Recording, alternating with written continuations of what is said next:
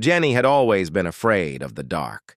She had lost her sight at a young age, and the world had always been a scary place for her. But she had learned to cope, and she had always felt safe as long as she was with her husband. He was her rock, her guide, and she trusted him with all her heart. So when he went away on a business trip, leaving her alone in their house, Jenny was terrified. She had never been alone before, and the thought of it filled her with dread. But she knew that she had to be strong. She was a grown woman, and she couldn't let her fears get the best of her. So she went about her day, doing all the things she normally did. She cooked meals, cleaned the house, and listened to her audiobooks. And every night when she went to bed, she cuddled up next to her husband's pillow, pretending that he was there with her. It was a strange and unsettling routine, but it gave Jenny comfort. She knew that she was safe, and that was all that mattered. But one night, as she lay in bed, something changed. Jenny felt a presence in the room, a sense of unease that she couldn't shake. She tried to ignore it, telling herself that it was just her imagination. But as the minutes ticked by, the feeling grew stronger. Jenny couldn't take it anymore. She reached out and touched her husband's pillow, hoping to feel his familiar warmth. But instead of the soft cotton she expected, she felt something cold and clammy. She recoiled in horror, her heart racing as she realized that she wasn't alone.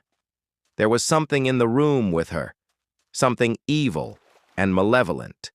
She could feel its presence, its breath on her neck, and she knew that she had to get out.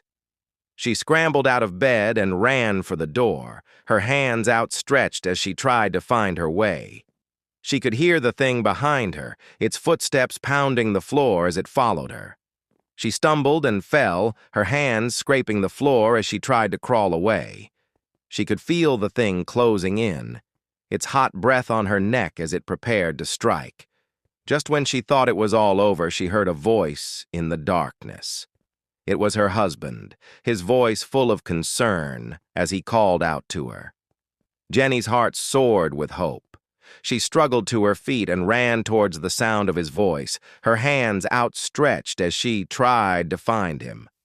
But as she drew closer, she realized that something was wrong. The voice was different, deeper, and more sinister. It was the monster, mimicking her husband's voice in order to lure her in. Jenny froze in terror, her mind racing as she tried to think of a way out. She couldn't let the monster win, not after everything she had been through. She turned and ran, her feet pounding the floor as she fought to escape. She could hear the monster behind her, its footsteps growing louder and louder as it closed in. She didn't know how much longer she could keep running, but she knew that she had to try. She had to survive, no matter what. But it was too late. The monster was too fast, and before Jenny knew what was happening, it was on top of her. She screamed as it tore into her flesh, its razor-sharp claws slicing through her skin. She fought with all her might, but it was no use.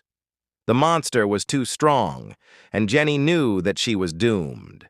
She closed her eyes, accepting her fate as the monster's claws dug into her flesh. The end.